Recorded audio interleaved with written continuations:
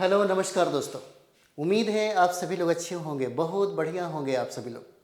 तो जैसा कि हम लोग अभी बात करेंगे होमवर्क सीरीज पे। होमवर्क सीरीज पे पहले बात करें कि ऐसे ही कोई भी क्लास नहीं लेना चाहिए, चाहे मेरा क्लास हो चाहे किसी का भी क्लास हो। सबसे पहली जो बात है ना, इम्पॉर्टेंट आपको बात बता रहे हैं। यदि आप होमवर्क सीरीज लेना चाहते हैं, है ना, होमवर्क सीरीज लेना चाहते हो, वो भी 1 to 5 के लिए, पीआरटी के लिए, प्राथमिक शिक्षा के लिए, तो आपको ये तय करना पड़ेगा, आपको ये सोचना होगा कि हम जिस उम्मीद से जुड़ रहे हैं, क्या उम्मीद हमें वो प्राप्त होगा वहाँ से, है ना। तो हम आपको बता दें, हम लोग टॉपिक वाइज सारे सब्जेक्ट का कहें तो हमें पीआरटी में 9 सब्जेक्ट पढ़ना है। आपके प्राथमिक शिक्षक में 9 सब्जेक्ट पढ़ना है। और जिस तरीके से हम लोगों ने टॉपिक को डिवाइड किया है सारे सब्जेक्ट में, अभी हम इतिहास में आपको सारा चीज़ बताएंगे, है ना। और यही चीज़ें हमें टॉपिक वाइज टॉपिक जो है आपकी होमवर्क सीरीज में मिलेगा। सबसे पहले ये शेड्यूल आपको मिलेगा। आप यदि होमवर्क सीरीज में आप हमसे जुड़ते हैं तो आपको इसी तरीके से सारे सब्जेक्ट का आपको, है ना, वो शेड्यूल मिल जाएगा। उसी तरीके से आपको अपना तैयारी करना पड़ेगा। उसके लिए संदर्भ भी बताया गया है कि आप एससीईआरटी और एनसीईआरटी पढ़िएगा, है ना। कुछ मटेरियल है उसको आप रिवाइज करिएगा, बार बार पढ़िएगा, है ना। आप अपना तैयारी करके रखिएगा ताकि आपको जब भारतीय राष्ट्रीय कांग्रेस या कांग्रेस में गरम दल और नरम दल के संदर्भ में जब टॉपिक वाइज आपसे टेस्ट लिया जाएगा, है ना, तो वो टॉपिक को पहले से आप कंप्लीट रखेंगे, है ना, ताकि आपको फ़ायदा हो।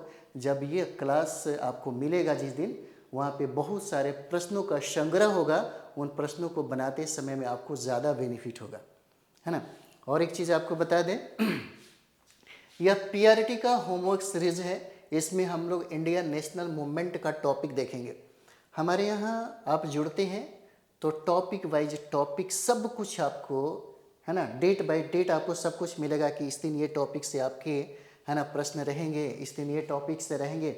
और फुल डिस्कशन होगा उसका, चाहे अगल बगल ऊपर नीचे जहाँ भी हो, है ना। कोशिश किया जाएगा कि उससे रिलेटेड, यानी कि भारतीय राष्ट्रीय कांग्रेस या कोई भी टॉपिक हो, उससे रिलेटेड जितने भी प्रश्न जो संभावित बन सकते हैं आपके एग्जाम के लिए, 4.0 के लिए जो भी संभावित है वह बन सकते हैं, उन सभी प्रश्नों का डिस्कशन करा दिया जाए ताकि 4.0 में इसका लाभ मिले, है ना। तो चलिए सबसे पहले हम लोग देखते हैं यहाँ पे कि हमें कौन कौन सा टॉपिक मिलेगा।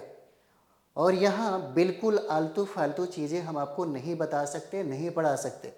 सबसे पहली बात यह है कि जो आपके सिलेबस में है बीपीएससी 4.0 पीआरटी में 1 to 5 का जो सिलेबस है, जिसमें मात्र आपको इंडियन नेशनल मूवमेंट पढ़ना है, भारतीय राष्ट्रीय आंदोलन पढ़ना है, और भारतीय राष्ट्रीय आंदोलन के संदर्भ में जितने टॉपिक हैं उन्हीं टॉपिक पे हम लोग बात करेंगे।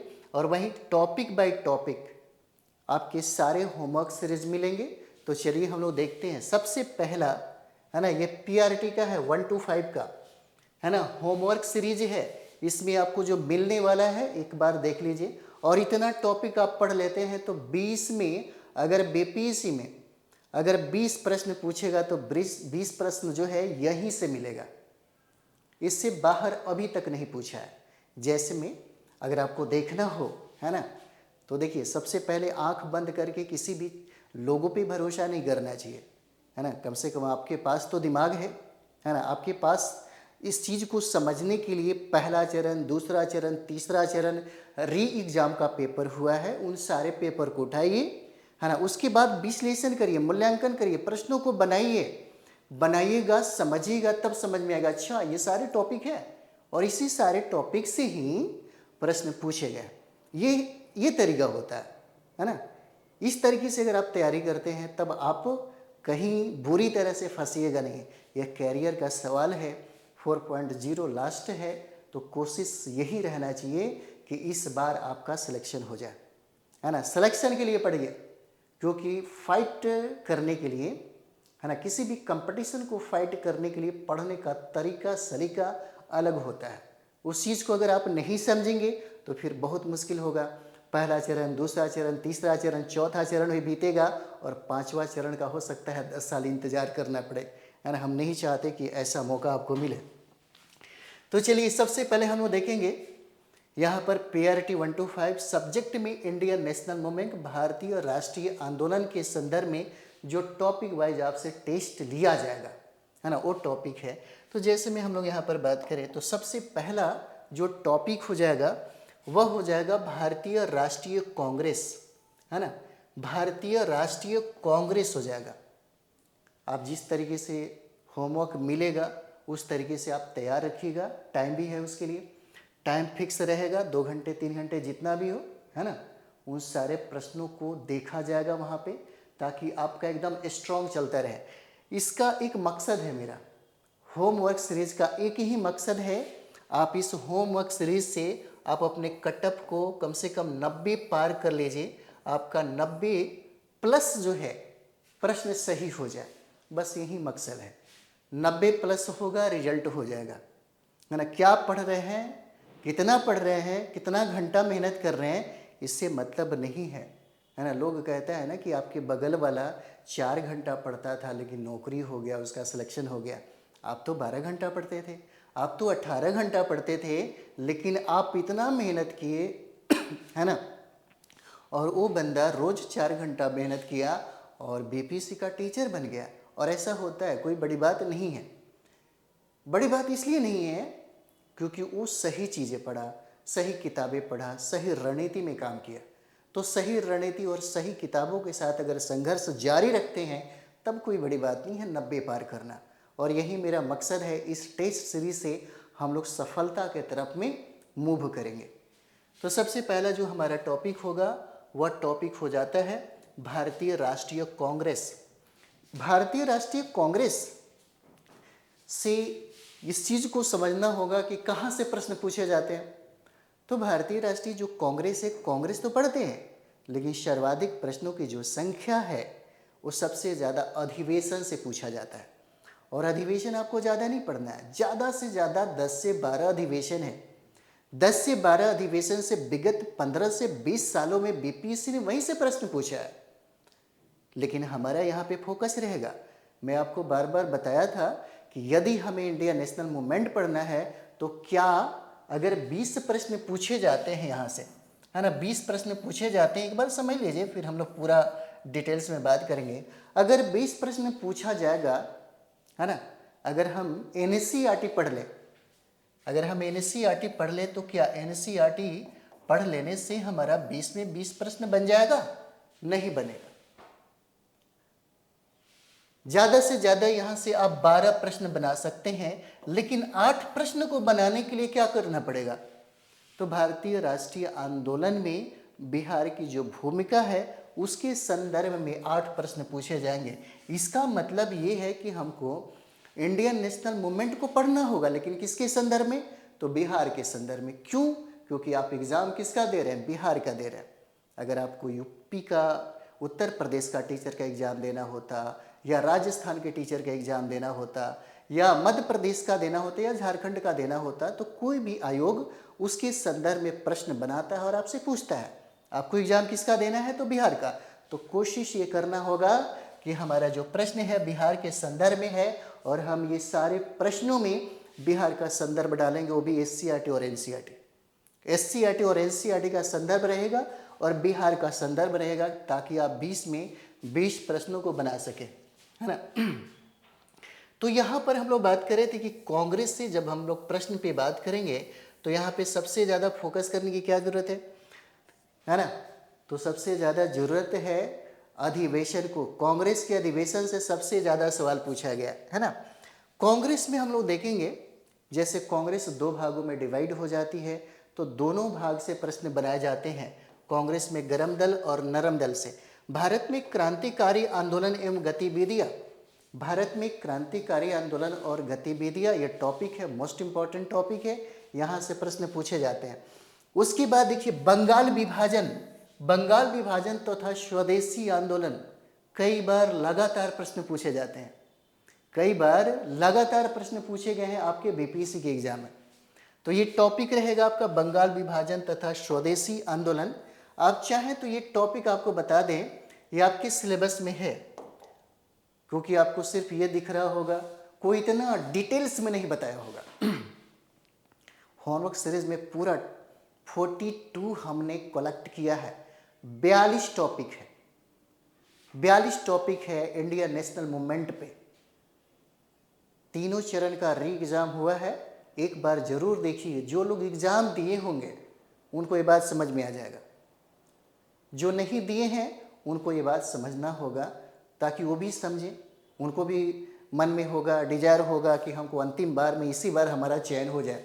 तो 2-3 बार में, जो 3 बार में जो एग्ज़ाम हुआ है, री एग्ज़ाम हुआ है, उन सारे प्रश्नों को एक बार देख लीजिए। देखने के बाद आपको पता चलेगा कि हमको ये टॉपिक अगर पढ़ लें, इस टॉपिक पे अगर ध्यान दें, है ना, तो हम इस बार कंप्लीट कर जाएंगे। सबसे बड़ी बात है, यही हमारा मकसद है, ताकि आप ये सारे टॉपिक को समझें, है ना। बंगाल विभाजन और स्वदेशी आंदोलन से प्रश्न पूछे जाएंगे, है ना। कांग्रेस का अधिवेशन है, मोस्ट इम्पॉर्टेंट, जो भी कांग्रेस अधिवेशन, जो इम्पॉर्टेंट अधिवेशन है, जो बीपीएससी बार बार उसको टारगेट करता है, और हम लोग सारा का सारा बिहार के संदर्भ में भी करेंगे। मुस्लिम लीग का गठन आपके होमवर्क सीरीज में हम लोग देखते हैं। मार्ले मिंटो सुधार, दिल्ली दरबार और राजधानी परिवर्तन। नेक्स्ट हमारा टॉपिक हो जाएगा कांग्रेस का लखनऊ अधिवेशन, जो बीपीएससी के नज़र में हमेशा लखनऊ अधिवेशन चढ़ा हुआ रहता है, हमेशा प्रश्न पूछता है। कांग्रेस में गरम दल और नरम दल। नेक्स्ट आगे बढ़ते हैं, होम रूल लीग आंदोलन। नेक्स्ट टॉपिक हमारा रहेगा होम रूल लीग आंदोलन, गांधी एवं उनके प्रारंभिक आंदोलन, गांधी एवं उनके प्रारंभिक आंदोलन, किसान आंदोलन और किसान सभा। बहुत बार प्रश्न पूछा हुआ है ना, बहुत बार। 3 चरणों में डिवाइड कर दीजिए, 3 चरणों में, तो बहुत ऐसे विद्यार्थी हैं जो समझ पाते हैं, कई विद्यार्थी हैं जो नहीं समझ पाते हैं, है ना। जैसे 1885 से लेकर के 1905 के काल को उदारवादी चरण, जिसमें बहुत सारा चीज़ें हमको पढ़ना है। उसके बाद 1905 से लेकर के 1919 के बीच के चरण को हम लोग उग्रवादी या गर्मपंथी चरण कहते हैं, जहाँ से सबसे ज़्यादा सवाल पूछा जाता है। और उससे भी ज़्यादा सवाल जो गांधी युग 1919 से लेके 1947 या 48 तक पूछा जाता है, सबसे ज़्यादा, उन सारे को हम लोगों ने डिवाइड कर दिया आपकी समझ के लिए। ये हो जाएगा ट्रेड यूनियन एवं साम्यवादी दल। नेक्स्ट हो जाएगा रोलेक्ट एक्ट एवं जालियांवाला बाग हत्याकांड, है ना। और एक हो जाता है खिलाफत आंदोलन। देखिए, इस क्लास को आप लेना चाहते हैं तो पीटीएफ जीएस एकेडमी एप्लीकेशन है, आप वहाँ पर जाइए और वहाँ से होमवर्क सीरीज ले सकते हैं। प्लस पॉइंट ये है कि यदि आप ये जो सारा टॉपिक हम लोग देख रहे हैं, अगर आप इसका थ्योरी पढ़ना चाहते हैं तो थ्योरी के साथ, है ना, ऐड किया गया है आपकी होमवर्क सीरीज को। अगर थ्योरी पढ़ लेते हैं, क्योंकि एक बार अपने सिलेबस को कंप्लीट करना पड़ेगा। अगर आप चाहते हैं आपका 90+ हो जाए, है ना, तो सबसे पहले काम करिएगा, सिलेबस को कंप्लीट कर लीजिएगा। सिलेबस को कंप्लीट करने के बाद भी आपको फ़ायदा होगा होमवर्क सीरीज का, है ना। सबसे पहले अपने सब्जेक्ट को कंप्लीट करिए जो सिलेबस में दिया गया है। सारे सब्जेक्ट, पीआरटी में जो 9 सब्जेक्ट हैं, उन सारे 9 सब्जेक्ट को एक बार कंप्लीट कर लीजिए। कंप्लीट करने के बाद, है ना, तब आपको मज़ा आएगा टॉपिक वाइज आपको होमवर्क सीरीज करने में। ठीक है, चलिए आगे हम लोग बढ़ते हैं। नेक्स्ट जो बिंदु हो जाएगा, तो रोलेक्ट एक्ट और जालियांवाला बाग हत्याकांड है, उसके बाद खिलाफत आंदोलन हो जाएगा। नेक्स्ट जो टॉपिक आपको मिलेगा, नेक्स्ट टॉपिक है असहयोग आंदोलन।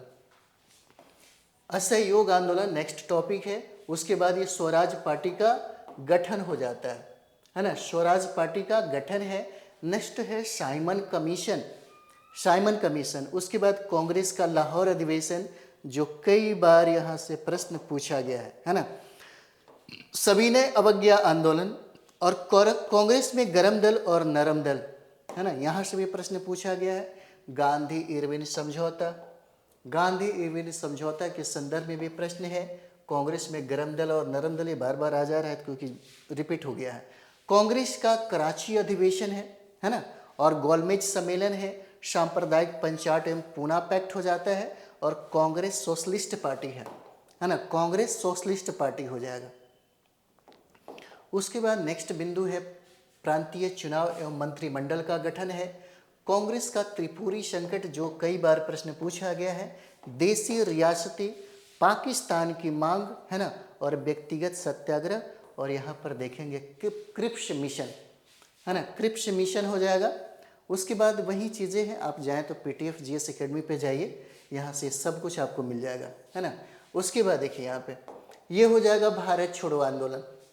भारत छोड़ो आंदोलन, सुभाष चंद्र बोस और आज़ाद हिंद फौज, कैबिनेट मिशन योजना हो जाएगा, संविधान सभा है, अंतरिम सरकार का गठन है, भारत का विभाजन एवं स्वतंत्रता हो जाएगा, पत्रिकाएं, पुस्तकें उनके लेखक।